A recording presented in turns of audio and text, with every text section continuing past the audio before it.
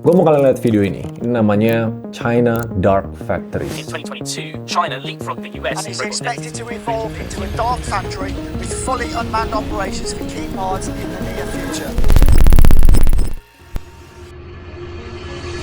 Dan mungkin gue satu-satunya yang jelas banget bilang, di 25 tahun ke depan, itu bakal jauh lebih signifikan dibanding 250 tahun sebelumnya. Kalau dulu kalian suka nonton film-film di mana manusia diganti nama robot, AI gantiin kerjaan yang sepele, dan kayaknya itu bukan masa depan lagi, ini masa sekarang yang akan kelihatan di tahun-tahun ke depan. Buat kalian mayoritasnya nonton, karena gue tahu di analytics gue tuh kalian di usia produktif, yaitu milenial atau Gen Z yang bentar lagi di lapangan pekerjaan, jadikan video ini sebagai pengingat bahwa kalian nggak bakal dikasih tahu kapan, atau nggak bakal ada peringatan. Kalau nggak siap dari sekarang, nggak bakal ada kesempatan untuk belajar ulang. Karena kedepannya, untuk semua perusahaan-perusahaan yang cari profit, robot itu lebih murah, nggak pernah protes, dan tren yang namanya dark factory, itu bukan sekedar pabrik modern yang mesinnya canggih. Nggak, itu pabrik tanpa manusia. Nggak ada lampu, nggak ada AC, nggak ada istirahat, nggak ada makan siang, karena emang nggak ada orangnya. Contoh, salah satu pabrik elektronik di sana tuh 90% pekerjanya itu diganti sama robot. Outputnya naik 250% dan kesalahannya turun 80%. Pabrik Fanuc di Jepang jalan bisa 30 hari non-stop tanpa satupun manusia. Siemens berhasil naikin tingkat kualitas 99,99%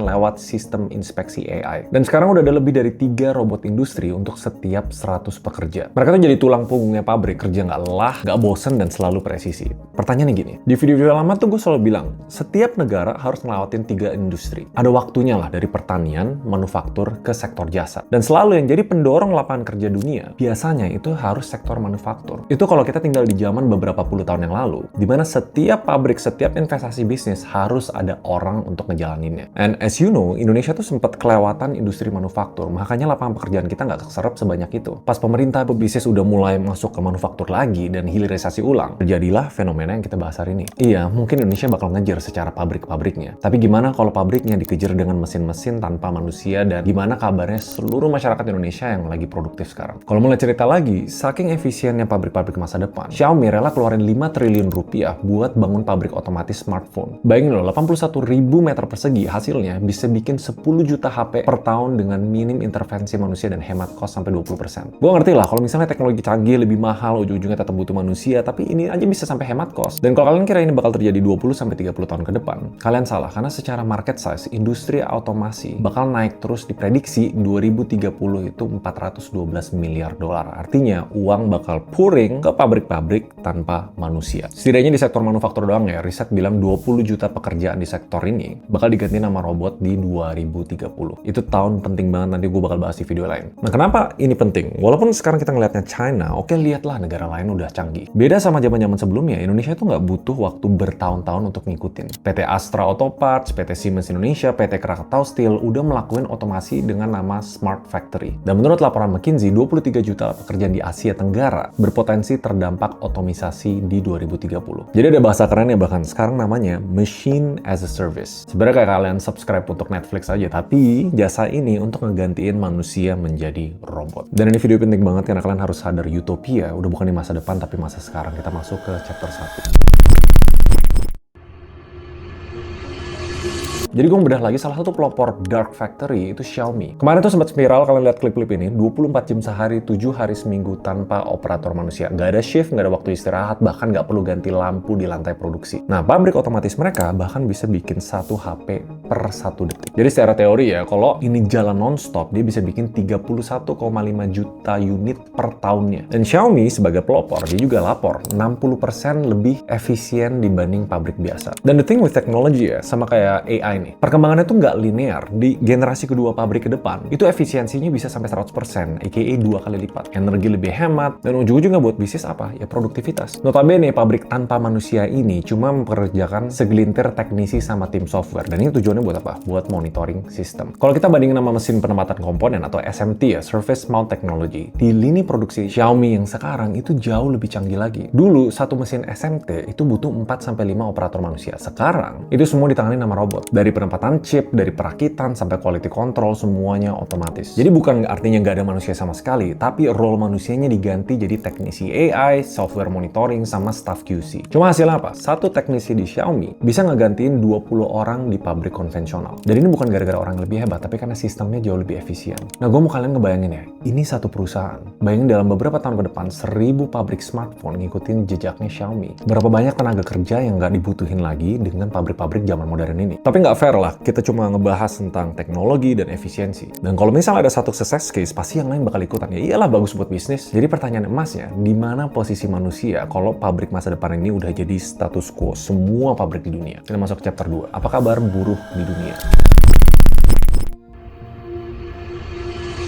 Kalian tahu pabrik yang namanya Foxconn nggak? Raksasa banget, yang dipakai sama Apple, dan satu pabriknya itu sampai 110.000 pekerja. Nah, pas pabrik sekelas mereka pasang otomisasi atau machine as a service, jumlahnya tuh bener-bener tinggal setengah. Ini nggak main-main, karena 60.000 orang hilang dari daftar gaji dan digantiin sama mesin. The thing is, kita selama ini cuma ngelihat pabrik-pabrik canggih ini untuk perusahaan raksasa teknologi. Sekarang, pabrik kecil, sama yang size-nya menengah lah, udah mulai ikutan juga. Kenapa? Soalnya setiap teknologi canggih terbukti bikin lebih bagus, pasti ada industri yang bikin teknologi itu makin murah dan makin murah lagi. Contoh, di tahun 2015, baru sekitar 10% lah kira-kira kerjaan manufaktur diganti nama robot. Di 2025, angkanya naik berkali-kali lipat sampai 25%. Jadi bisa dibilang 1 dari 4 lini produksi di dunia itu bakal jalan tanpa sentuhan manusia. Even tahun ini, bayangin negara berkembang ya, kayak Bangladesh ya. Kalian tahu di sana garmen kan gede banget ya. Dia tuh sampai turun 31% dari kebutuhan tenaga kerja manusia. Kenapa? Otomisasi. Dan ini kita nggak bisa lihat cuma dari segi teknologi, karena ini ada efek ekonominya. Makin banyak mesin yang bisa bikin produk lebih banyak dengan biaya lebih kecil, perusahaan akan selalu pilih efisiensi. Kita lihat dari negara yang paling canggih lah. Kalau di China, ada studi yang bilang 77%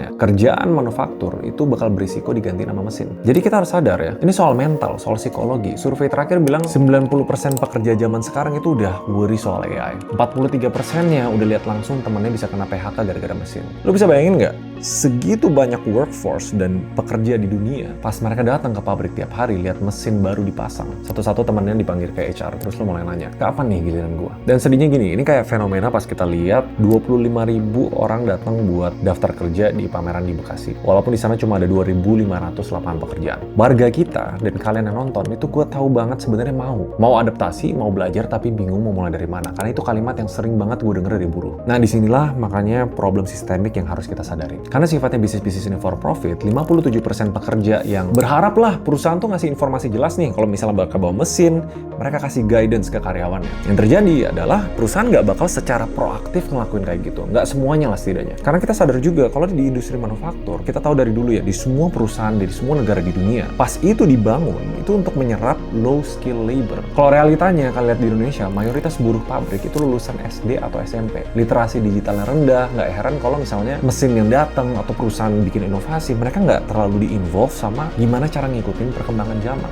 Dan kalau kalian kira ini cuma happen di Indonesia, enggak. Negara maju kayak US pun, sepertiga tenaga kerjanya itu belum punya digital skill dasar. Jadi bayangin seberapa rentannya pekerjaan buruh di negara berkembang. Kita tahu, ini salah satu industri yang menurut gue bakal kena banget lah, dengan adanya mesin, robot, dan otomisasi, bahkan AI. Lantas gimana masa depan pekerjaan untuk generasi-generasi muda, termasuk generasi yang tua ya. Kita masuk ke chapter 3, Future of Job. Kalau menurut laporan, 83 juta pekerjaan itu bakal keganti sampai 2027. Tapi 69 juta pekerjaan baru itu bakal tercipta. Dan ini bukan sesuatu yang harusnya mengagetkan, karena setiap terjadinya efisiensi, yang kayak cerita tadi lah, hilangnya 20 orang, muncul 3 orang baru. Cuma defisit bakal selalu ada. Dan selama periode defisit ini, kita tuh masih di tahap berharap lah, ada pelatihan gratis dari dinas, dari pemerintah, atau dari perusahaan-perusahaan untuk ngebantu kita siap-siap sama masa depan. Gue ngerti lah, banyak dari kita tuh mulai mikir, kalau misalnya kerjaan gue diambil sama mesin, terus gue harus ngapain? Gak semua kerjaan tuh bisa diganti nama robot. Dan ini sebenarnya bukan cuma sekedar untuk nenangin, karena ini tuh fakta. Karena ada studi dari MIT Sloan nunjukin justru makin kesini, kerjaan-kerjaan yang gak bisa dilakukan sama mesin itu bakal bermunculan di dunia kerja modern. Mungkin sekarang gak terlalu kelihatan. Pas mesin udah nge-handle semua yang sifatnya teknikal, perusahaan tuh bakal mulai cari-cari orang yang ngisi celah yang belum bisa disentuh sama algoritma. Contohnya kayak judgment, komunikasi, kreativitas, sales. Dan ini hal yang konsisten juga sama World Economic Forum. Skill-skill yang paling dibutuhin sampai 2027 itu bukan coding atau skill teknik tinggi, tapi justru skill-skill yang sifatnya manusiawi. Critical thinking, kreativitas, empati, kepemimpinan, pengaruh sosial. Dan pas gue sebutin ini pun, gue yakin banyak dari kalian yang nonton bakal mikir, gue tapi bukan orang yang kreatif, aduh gue nggak biasa ngomong depan orang, gue nggak introvert. Kalau kalian nonton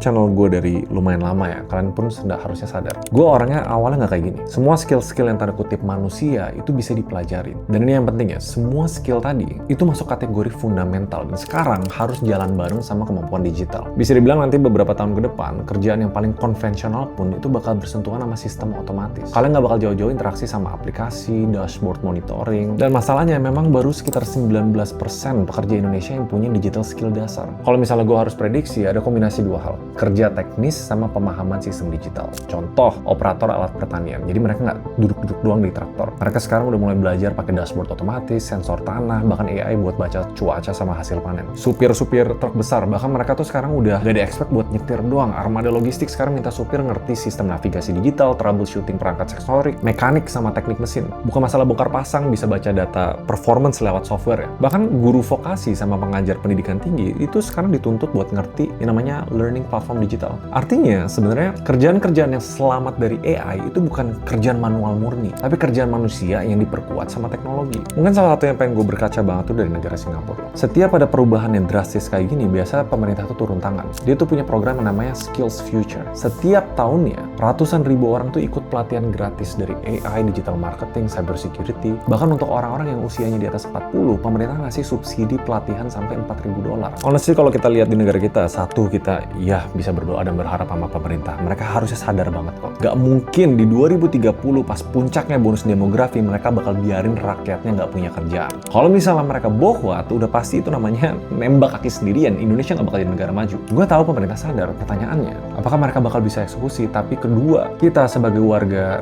netizen Indonesia yang gue yakin mayoritas kalian yang nonton ini proaktif pengen cari tahu how to improve, kalian bisa belajar secara mandiri juga. Dunia tuh bakal berubah gila banget. Video ini sekedar pengingat dan gue kasih lihat kalian real case-nya. Di industri manufaktur yang semua udah mulai diganti sama mesin, masa depannya adalah manusia yang bisa beroperasi dengan mesin. Dan percayalah sama gue udah sering bahas ini di video sebelumnya. Pas nanti kedepannya kalian daftar kerja, pertanyaannya itu bakal berubah, bukan kamu lulusan mana, tapi HR bakal nanya kamu bisa apa. Kalau kita jawabnya dengan skill yang manusia banget dan kita ngerti cara kerja teknologi, menurut gue ya, mau apapun industrinya, kalian tuh bukan cuma stay relevan doang, tapi bisa jadi komandannya. Ya video ini gue cuma curhat aja. Hopefully kalian sadar urgensinya seberapa bakal drastis berubahnya industri pekerjaan ke depannya. Dan cobalah kita mandiri untuk selalu upskilling sama reskilling dan berdoa pemerintah bisa ngebantu kasih wadah yang baik. Tapi menurut kalian gimana? Fenomena Dark Factory ini menurut gue tamparan keras. Dan kita memang udah di titik teknologi bisa menggantikan itu. Yang nggak boleh kita lakuin adalah membenci inovasi teknologi. Karena orang yang membenci biasa nggak mau mempelajarinya. Menurut kalian gimana? Kalian mungkin sharing lah di bawah. Kalau misalnya ada satu skill digital atau teknologi yang kalian mau pelajarin, kalian mau pelajarin apa? Kombinasiin itu sama skill-skill fundamental sebagai manusia yang tadi gue sebutin. See you guys next video. Bye.